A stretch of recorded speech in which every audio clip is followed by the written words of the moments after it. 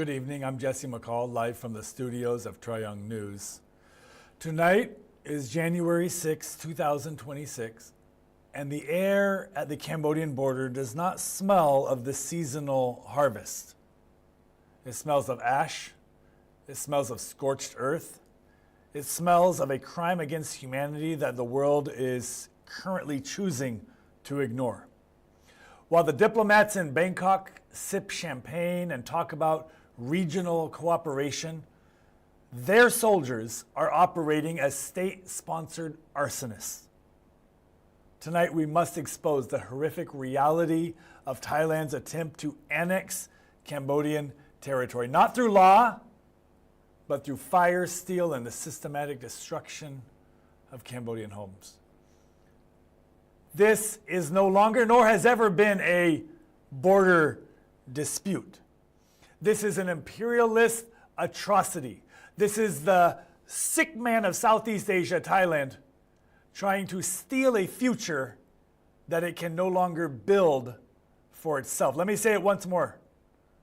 This is the sick man of Southeast Asia, Thailand, trying to steal a future that apparently it can no longer build for itself. So, how do we understand why a regime would turn to barbarianism? Well, to understand why the Thai regime turns to barbarianism, maybe we can begin by looking at their bank accounts. You've heard the sayings, follow the money.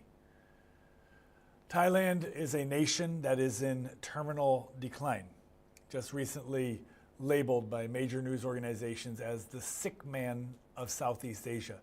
Their GDP growth is stagnant, 1.6%. Their household debt, listen carefully, has exploded to a catastrophic 104.2%. The Thai middle class is evaporating, and their manufacturing heart, which used to be the automotive industry, is flatlining as factories flee to other countries within the region. So, ladies and gentlemen, maybe it's not that hard to understand after all. Bangkok is desperate. When a regime faces a lost decade and a demographic collapse, it begins to seek a distraction. So they have chosen to manufacture a nationalist victory on Cambodian soil. They believe that by annexing, yes, that's right, it's not just a border skirmish, by annexing Cambodian land and seizing Cambodian resources, that maybe perhaps they can patch the holes in their own sinking ship.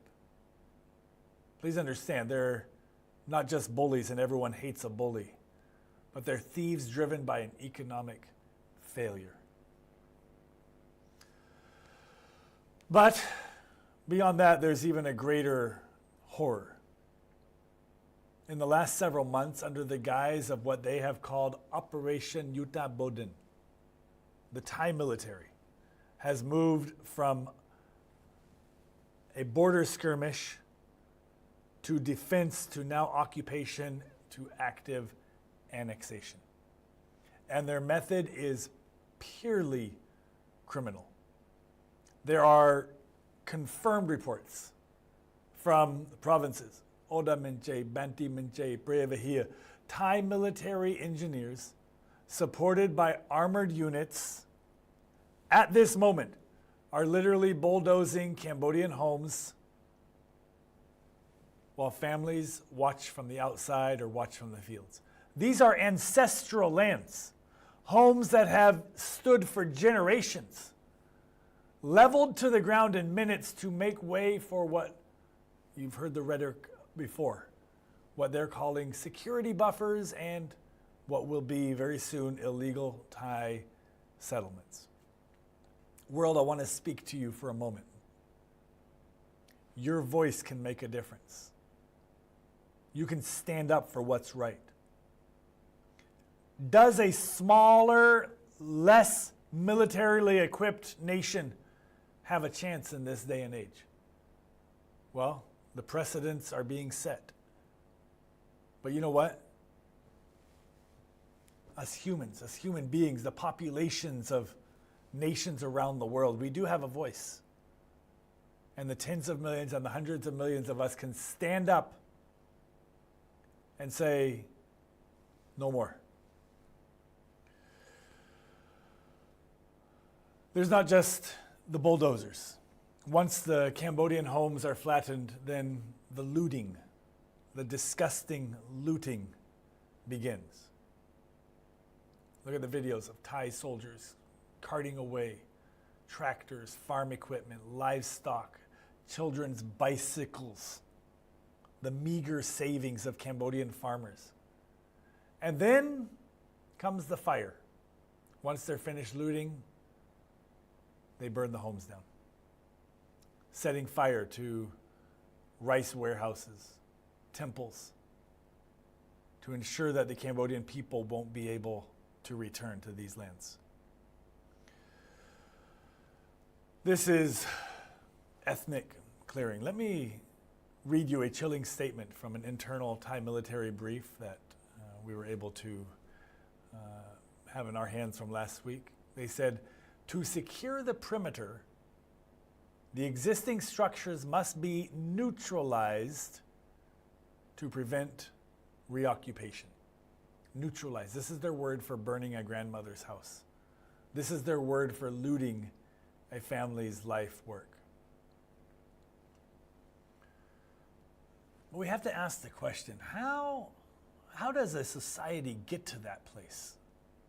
How does a human being become so degraded that they can get to such a terrible place? How can a population, a society, cheer on their soldiers as they're burning down civilians' homes? How can they cheer on their military while they're dropping bombs in schoolyards? Well, you need to understand that the Thai people have been taught to hate. The Thai regime has spent the last many, many years grooming its people to see Cambodians as lesser. You can remember the barbed wire incidents of 2025 when Cambodian workers that were working there, normal civil people were working there in Thailand, were caged like animals. You can remember Prime Minister Anutin's hot mic moment where he called Cambodians the filth that has dirtied their home.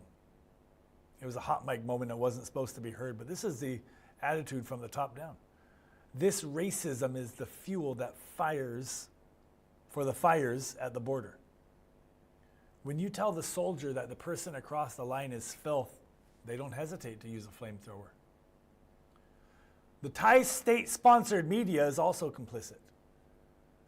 They broadcast segments showing that these civilian areas may have some sort of military presence to justify their cluster bomb strikes. They use racist tropes to paint Cambodian farmers as encroachers on land that Cambodians have farmed for hundreds and hundreds of years. It's a classic imperialistic tactic. Dehumanize the victim so that the world doesn't hear their screams. This atrocity is being directed by a tutelary regime, a military judicial complex that has strangled Thai democracy. Try to find it. Try to seek for it. Where is Thai democracy? It's non-existent. They've removed their own leaders for wanting peace. They have rejected the International Court of Justice because thieves don't like judges.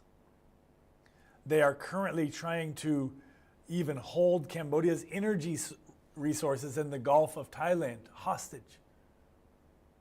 I believe that their desire would be a 70-30 revenue split using military aggression as the threat while they burn houses up in the north. They're trying to exhort Cambodia at the negotiation table while they execute Cambodians in the fields. This is not diplomacy. This is a mafia state with a national flag. So to the world, look at the smoke rising from Odem and Jay. Don't tell us that this is a complex border issue. You don't bulldoze a home because of a mapping error. You do not loot a village because of security concerns. You do it because you're an imperialist who believes might makes you right. To the Thai regime, you may have bulldozers today, you may have F-16s and the cluster bombs, but you are the sick man, built on a foundation of debt and hate. Your fires will not burn away Cambodians' memory. Every home you level, every grain of rice that you steal will only strengthen the resolve of the Cambodian people. We call for an international tribunal. We call for the immediate freezing of the assets of the Thai military leadership, and we call for the world to stand with Cambodia against this annexation by fire. In closing, the houses are burning, but the spirit of Cambodia is unquenchable. I'm Jesse McCall, and we will not be silent. Good night from Phnom Penh.